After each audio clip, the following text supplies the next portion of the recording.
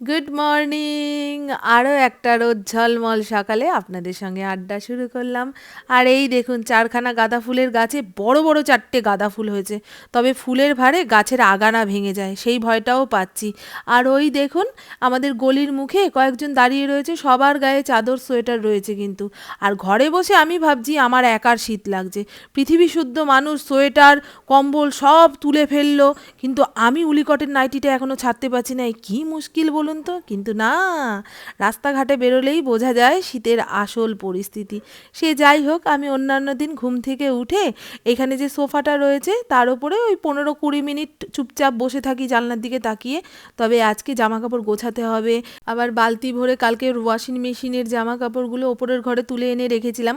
আমি যেদিন যেদিন ওয়াশিং মেশিন চালাই সেদিন জামা কাপড় বের করে সঙ্গে সঙ্গে মেলতে না পারলেও আমি রাতের দিকে কিন্তু বালতি ভরে জামা কাপড় ওপরের ঘরে তুলে এনে রাখি। জানি সকালের দিকে আমি 10-15 মিনিট হাতে সময় পাবো, সেই টাইমটা খালি হাতে বসে না থেকে এগুলো যদি মেলে দিতে পারি ওই 1-1.5 দিনের মধ্যে শুকিয়ে যাবে। এগুলো ছাদে নিয়ে গিয়ে মেললে হয়তো 2-3 ঘন্টার মধ্যে শুকিয়ে যেত, কিন্তু এতগুলো সিঁড়ি ভেঙে না আর ছাদে যেতে ইচ্ছা করে না। তার উপরে ওই জামা কাপড় মেলার যে দড়িগুলো সেগুলো সব ছিঁড়ে পড়ে গেছে। এখন লোক ডেকে দড়ি টানালে তাহলে যদি এগুলো মেলতে পারি। সে যাই হোক, চলুন। এখানে শীতের কিছু পোশাক কেচে ধুয়ে তুলে রেখেছি। এখন হিসাব করে বের করতে হবে কোনগুলো ভারী শীতের পোশাক এই ট্রলির মধ্যে তুলবো, আর কোনগুলো হালকা শীতের পোশাক সেগুলো একটা গাঁটটি বেঁধে রাখবো। এই ট্রলির মধ্যে খুব ভারী ভারী শীতের পোশাকগুলো থাকে। এবছর 7-8 দিন যে শীতটা পড়লো তাতে এই ট্রলি বের করে সব কটা সোয়েটার পুপু নাবিয়ে ফেলেছে, বুঝেছেন? এর পরের বছর যখন আবার শ্রীরামপুরে বরফ পড়বে এবছরের মতন, তখন এইগুলো আবার টেনে বের করব। মনে করে দেবেন, হ্যাঁ, যে মামন তুমি ওই ট্রলির মধ্যে বরফ পড়া শীতের পোশাকগুলো রেখেছো, সেগুলো বের করো। হুম। তবে শীতকালে শীত পড়লে ভালোই লাগে, দেখেছেন? মানে হাজারো গন্ডা শীতের পোশাক। আর ইন্দ্র মর্নিং ওয়াকে বেরিয়ে গেল। আবার এই শীতের পোশাকগুলো শীতের দেশে ঘুরতে গেলে লাগে, তখনই কেনা হয়। এমনি তো আর এত শীত আমাদের শ্রীরামপুরে পড়ে না, তবে এবছরে শীতের জন্য সব বের করতে হয়েছে, বুঝেছ? আর দেখুন না, এত পোশাক ভরেছি, ওই ট্রলির চেন আটকাতে পারছি না, এমনিও চেনটা ছিঁড়ে গেছে। এই ট্রলিটা ছিল পুপুর রাইফেলের জ্যাকেট রাখার ট্রলি। এটা এতবার এদিক ওদিক ঘুরে এসছে, তা চেনটা ফেটে গেছে। ফেলে দেওয়ার আগে বললাম না রাখো, এটা আমার কাজে লাগবে। ওই দেখুন, ট্রলি গুছিয়ে রেখেছি। আর আপনাদের দেখাই, এই জায়গাটা গোছানোর পরে সোফাটা পুরো খালি হলো। এখন সকালবেলায় একটু বসতে ইচ্ছা করবে, না হলে চারিদিকে জামা কাপড় এলোচেলো থাকলে না আমার কেমন অস্থির অস্থির লাগে। মনে হয় কখন তুলবো, কখন গোছাবো, কতক্ষণে এই জায়গাটা পরিষ্কার করব। এই দেখেছেন, হালকা 2-1টা চাদর আমার জন্য রেখেছি, আর এই একখানা সোয়েটার রেখেছি। যতই শীত পড়ুক এই সোয়েটার পরেই আমাকে কাটাতে হবে। একটা উলিকটের নাইটি রেখেছি, আর পুপু পরতে যে যাবে তা 2-1টা হালকা শীতের পোশাক রেখেছি। চলুন এবারে ঘরটা মুছে ফেলি। কাল রাতে ফড়িংয়ের খুব শরীর খারাপ করেছিল, কৃমির ওষুধ খাইয়েছিলাম, তাতে হয়তো 2-3 বার বমি করেছে। এর আগেও ফড়িংকে কৃমির ওষুধ খাইয়েছি, তবে এতটা বমি ঠমি করেনি। কাল রাতে কি হয়েছিল কে জানে। তা ঘরটা ভালো করে ফিনাইল দিয়ে মুছলাম। আর দেখবেন হাতে একটা কাজ নিলে মনে হয় এইটুকু করে ফেলি, আরে ওইটুকু কেন পড়ে থাকবে, ওইটুকুও করে ফেলি। দূর বাবা, আর একটুখানি থাকলো, থাক গিয়ে করে ফেলি। এই করতে করতে কতগুলো কাজ হয়ে যায় না। আমার তো সেরকমই হয়। দেখুন না, আজকে ওপরের ঘরের কাজ সারতে সারতে মোটামুটি 10টা 10:30 বেজে গেল। আজকে আর নিচের ঘর পোছার সময় পাবো না। ইন্দ্র মর্নিং ওয়াক থেকে এসেই বলবে, কি গো ভাত ভাজা করে রাখো নি, আমি তো খেয়ে বেরোবো। এই যে ইন্দ্রর ঘর মুছেছি, পাখাটা চালানোর পরে সুন্দরভাবে শুকিয়ে গেছে। আর পুপুকে আজকে ডাকা যাবে না, ওর শরীরটা একটু খারাপ। এখন চারিদিকে তো ভাইরাল ফিভারের মতন হচ্ছে, ওর নাকি জ্বর জ্বর লাগছে, গা হাত পা কামড়াচ্ছে। আর দেখুন, চারিদিকে জামা কাপড় মেলে একদম ধোপাবাড়ির মতন দেখাচ্ছে। এবার ধোপাবাড়ি বললে আপনারা অনেকেই রাগ করবেন, হ্যাঁ ধোপাবাড়ি বলছো কেন? আরে বাবা, এটা কথার কথা। ধোবিঘাট, ধোপাবাড়ি এগুলো হয় না? এই দেখুন, এখানেও ভন ভন করে পাখাটা চলছে। আর এই যে এই পাশের দরজাটা খুলে না দিলে ফড়িং তার আবার সকালের কাজকর্ম করতে পারবে না। চো চো চো।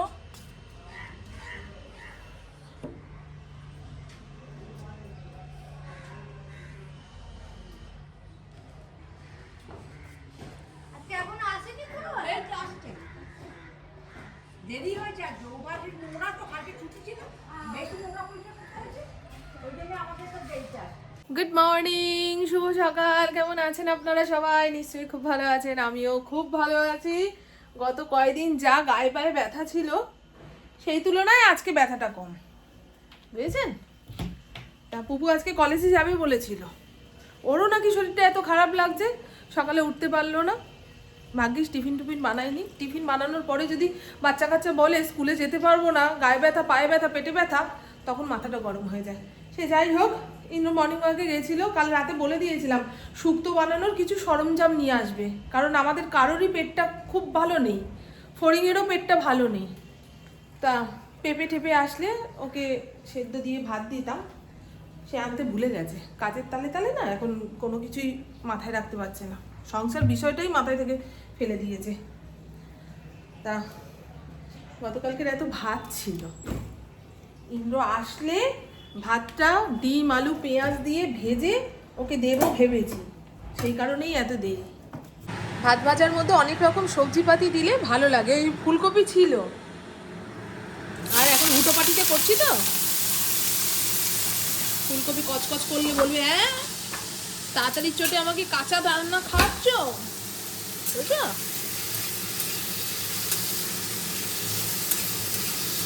ভাত ভাজাটা হতে থাক, ততক্ষণে ঠিক করে নিই আজ দুপুরে কি রান্না করব। এর মধ্যে অল্প একটু লাউ শাক রয়েছে, এর আগের দিন লাউ শাকটা এনেছে, যেমন তেমন করে রান্না করলাম, তাই কি স্বাদ। আমি কী গো, কোথা থেকে এনেছো? বলে ওই রাইফেল ক্লাবে লাউ শাক হয়েছে, সেখান থেকে টাটকা 3-4টে ডগা কেটে নিয়েছি। আমি ওই জন্যই, শাক পাতা টাটকা হলে দেখবেন যেমন করে রান্না হবে সেভাবেই স্বাদ। আর যদি শুকনো একটুখানি রেখে দেওয়া জিনিস রান্না করে খান, সেটার স্বাদ আবার কেমন কেমন। এই লাউ শাকটা দিয়ে ডাল করব ভাবছি,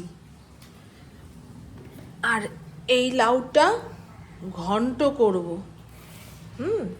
লাউটা আজকে খেয়ে ফেলতে হবে, নাহলে ভেতর দিয়ে দানা হয়ে যাবে। এর মধ্যে রয়েছে ঢ্যাঁড়স, ঢ্যাঁড়স আলু দিয়ে কিছু একটা করব। হয়ে গেল, চোখের সামনে রাখি।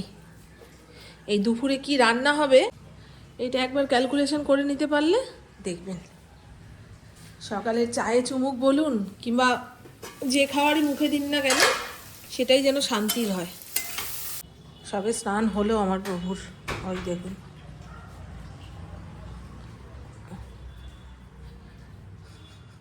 মারাত্মক খিদা পেয়েছে জানো, আমার ফড়িংটার শরীর খারাপ জানো, কাল রাতে 2বার বমি করেছে। কৃমির ওষুধ খাওয়ানো হয়েছে তো, ওই জন্য একটু এরম এরম হয়ে থাকবে। কি মা জানো, কালকে মা 3 ঠাকুর দেখতে গেছিল, তা খড়দার ওখানে মায়েদের গ্রুপের একজনের আইস্তি খুলে পড়ে গেছে, আইস্তির পাত খুলে পড়ে গেছে। এখন সোনার কি দাম, হ্যাঁ? এইটুকু সোনা বানাতে গেলেই মানুষের কালঘাম ছুটে যাচ্ছে, আর সেখানে হারিয়ে গেছে মানে ভাবুন তো, তাও আবার ঠাকুর দর্শন করতে গিয়ে।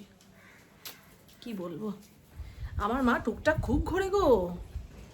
আবার বলছে আমি কার্তিক মাসে বৃন্দাবন যাব, আমাদের পাড়ার সবাই যাবে, আমি ওদের সঙ্গে চলে যাব, বুঝলি? আমি হ্যাঁ ঠিক আছে যাও। আমার মা এখনো শক্তপোক্ত আছে, ওই পাড়ার সবাই মিলে যেখানে যাবে ঠিক মাকে ধরে ইয়ে করে, অসুবিধা হলে ফোন করে সামলে নিতে পারবে। আর আমার বাবু থাকাকালীন আমার মাকে অনেক জায়গায় ঘুরিয়েছে গো। আমার মা ওই পাহাড় দেখতে যাব বলবে না, কিংবা তাজমহল দেখতে যাব বলবে না, ওই সমস্ত জায়গা ওনার ভালো লাগে না। ওনার একটু তীর্থস্থানে যেতে ভালো লাগে। একই তীর্থ 4-5বার নিয়ে যাও তাও ঠিক আছে, হয় না এক একজনের। আমার ঘরের সামনেটায় এত সুন্দর রোদ্দুর আসে 12টা 12:30টার সময়, মনে হয় পিঠে একটু রোদ্দুর নিই। আবার রোদ নিতে গেলে ওই আলু সেদ্ধ ধরে যাবে, তারপরে আর রান্নাবান্নায় মন দিতে পারবো না, বুঝেছেন? এখানে লাউটাকে একদম ঝিরিঝিরি করে কেটে নিয়েছি, একটু ভাপিয়ে নিয়ে রান্না করব। আর এখানে লাউ শাকও কেটে নিয়েছি, লবণ জলে ভিজিয়ে রাখলাম। মটর ডাল দিয়ে লাউ শাক রান্না করার জন্য মটর ডালটা এইভাবে সেদ্ধ করে নিয়েছি, একদম আধা ফোটা অবস্থাতে রয়েছে। এবারে আগে থেকে কেটে ধুয়ে রাখা লাউ শাকটা প্রেসার কুকারে দিয়ে 1খানা সিটি দেব। লাউ শাক বেশি সেদ্ধ হলে টকটক হয়ে যায়। এর মধ্যে কয়েকটা চেরা কাঁচা লঙ্কাও দিয়ে দিয়েছি, দেখতে পেয়েছেন কি? হলুদ নেই জানো। লাউ শাক আর মটর ডাল একসঙ্গে সিটি দেওয়ার পরে ঠিক এইরকম ঘন ঘন হয়ে গেছে। ডালটা ঘন ঘনই হবে, এই ডাল টেলটেলে হলে ভাল লাগবে না। এখানে কড়াইয়ের মধ্যে পরিমাণ মতন তেল দিয়েছি, তেলের মধ্যে দেব 5 ফোড়ন সোমবার আর 2টো শুকনো লঙ্কা। ফোড়নটা একটু চড়বড় করে আসলে এই যে পুরো ডালটা এর মধ্যে দেব। এবারে চেখে দেখি লবণ মিষ্টি সব ঠিক আছে কিনা। তো ঘড়ির কাঁটা 1:45 ঘরে আমার রান্নাবান্না কমপ্লিট। আর বললাম না আজকে হলুদ নেই, হলুদ ছাড়াই তরকারি করব। সরস্বতী পুজোর সময় কিছুটা কাঁচা হলুদ আনা হয়েছিল, সেই কাঁচা হলুদ বেটে রান্না করলাম। এর আগে একবার মাংসর ঝোল রান্না করেছিলাম কাঁচা হলুদ দিয়ে, সেরকম একটা স্বাদের হেরফের হয় না, তবে আজকে দেখব। বেশি পড়ে গেলে তো তিতো হয়ে যায়, তাই না? দেখে এই খেয়ে তারপরে বলবো। হ্যাঁ, আর এই হলো আজ দুপুরের রান্না বান্না। ঢ্যাঁড়স আলুর চচ্চড়ি, একটুখানি মশলাপাতি বেশি করে টমেটো দিয়ে রান্না করেছি। আর বললাম ওই কাঁচা হলুদ বাটা দিয়েছি, একদম শুকনো শুকনো। প্রথমে ভেবেছিলাম ঢ্যাঁড়স আলু ভাজবো, আবার ভাবছি প্রথম ঢ্যাঁড়সটা আসলো ওকে ভেজে ভুজে খাবো, তার থেকে একটু চচ্চড়ি বানাই, পরে যখন ঢ্যাঁড়স সস্তা হবে তখন ভেজে ভুজে খাবো। বুঝেছেন? সব কিছু হিসাব করে চলতে হবে। আর এই হলো বড়ি ধনে পাতা দিয়ে লাউ ঘন্ট, একদম তাকিয়ে তাকিয়ে ছিল। একটুখানি আটার গুঁড়ো ছিটিয়ে দিয়ে একদম এই যে গামাকা গামাকা হয়ে গেল, নামিয়ে দিলাম। জলা সবজি একটু আটা ময়দা দিয়ে ঘন করতে হয়, মাখা মাখা করতে হয়। আর এই হলো আজকের দুর্দান্ত, দেখেছেন, মটর ডাল। যত ঠান্ডা হবে তত জমাট বাঁধবে। এই হলো মটর ডাল লাউ শাক দিয়ে তরকারি, না ডাল মটর ডাল, লাউ শাক দিয়ে মটর ডাল। কীভাবে বলবো বুঝতে পারছি না, কীভাবে বললে আপনাদের শুনতে ভালো লাগবে, আমারও জিভে মুখে আটকাবে না, সেই ভাবতে গিয়ে কত রকম ভাষার হেরফের হয়ে যায়। ফড়িংয়ের ভাতটা ঠান্ডা করি। ফড়িং আজকে দুপুরে পুরো ভাতটা খেয়েছে, তাও ইন্দ্রর মন মানছে না, ছেলের পেটে খিদা। আজকে ছানাটা না দিলেই চলতো জানো, কালকে রাতে অত বমি করেছে। হ্যাঁ, গুড ইভিনিং, শুভ সন্ধ্যা। ঘড়ির কাঁটা 6:21 ঘরে। আজকে আমার যোগব্যায়ামের ক্লাস ছিল, যাব না। প্রচণ্ড গা হাত পা চাবাচ্ছে, কেমন জ্বর জ্বর লাগছে, শীতের ছ্যাঁকা লাগছে, পুরো শরীরটা খারাপ, এই সব মিলেমিশে একাকার। আজকে আর গেলাম না, পরের দিন থেকে যাব। কি জানি কি ধরনের একটা ওয়েদার, বেশ ভালো, পাখা চালাতে হচ্ছে না, আবার অতটাও শীত নেই, কিন্তু গা হাত পা চাবানো তো যাচ্ছে না। এই বসন্তকালটা হচ্ছে রোগ ভোগ বহনকারী একটা ঋতু। এই টাইমে ডাক্তারখানায় গেলে দেখবেন সব লাইন দিয়ে দাঁড়িয়ে রয়েছে, ঘরে ঘরে ভাইরাল ফিভার, সর্দি কাশি, একটু বুঝে চলতে না পারলেই মানুষকে কাবু করে দেবে। তা সকালে তো চা খাওয়া হয়নি, ইন্দ্র বেরোনোর আগে বুবু বললো সিঙ্গাড়া এনে দেবে, এই টাইমটাতেই পাওয়া যায়। আর 10-5 মিনিট দেরি করলে মিষ্টির দোকানে সিঙ্গাড়া থাকে না, তা 4টে সিঙ্গাড়া এনে দিয়েছে আর পনির এনে দিয়েছে। পনিরটা ফ্রিজে রাখলাম, ঘরে পনির থাকলে পুপু যদি হঠাৎ করে বলে মা কলেজ যাব, আটা মেখে পনির পরোটা বানিয়ে দিলে ব্যাস দিব্যি খেয়ে নিতে পারে। আগে তো পনির খেতাম না গো আমরা, ভালোই লাগতো না। সব দোকানের পনির দেখবেন স্বাদ হয় না, কিন্তু এইখানে যে পরেশনাথ না কি সে কার দোকানটা, যেখান থেকে ইন্দ্র মিষ্টি আনে, বেশ আমাদের বাড়ি থেকে অনেকটাই দূর, সেখান থেকে আনে, বেশ ভালো মিষ্টির কোয়ালিটি, ছানার কোয়ালিটি। চলুন ঝটপট 1 কাপ স্পেশাল করে চা বানিয়ে খাই, রাতে রুটি খাবো। হ্যাঁ মা, হয়ে গেল তো। হ্যাঁ চলো, এই ইয়েটা দিয়ে দাও মা, দরজাগুলো দিয়ে দাও। বেশ সুন্দর ঠান্ডা ঠান্ডা একটা হাওয়া ঘরে ঢুকছে, ফাগুনের হাওয়া বলে না, সেই ফাগুনের হাওয়া। আর এই তো ডিমের ভুজিয়ার ফাইনাল লুক, ঢাকা চাপা দিয়ে রাখি, কুকুর যখন খেতে ইচ্ছা হবে খাবে। আর আমি তো সন্ধেবেলায় সিঙ্গারা খেলাম, পেটটা ভার হয়ে রয়েছে। যদি রাতে খিদা পায় তো লাউ শাকের ডাল দিয়ে এক মুঠো মুড়ি খাবো, আমি ভাত খাবো না। আমারও তো গা হাত পা চাবাচ্ছে, জ্বর জ্বর লাগছে। কতবার হাত ধুই দেখুন, একবার এবার এখান থেকে একবার ওখান থেকে। আর রান্নাঘর মুছে পরিষ্কার করে সকালের জন্য রেডি রাখলাম। যত রাতই হোক না কেন, রাতে ঘুমোতে যাওয়ার আগে রান্নাঘর পরিষ্কার করে না রাখলে না সারা রাত নিশ্চিন্তে ঘুমাতে পারবো না। ওমা, আয় ঘরে আয়। ফড়িংকে যে ভাত দিয়েছিলাম সব ভাত খেয়েছে, তার মানে শরীরটা ভালো লাগছে এখন।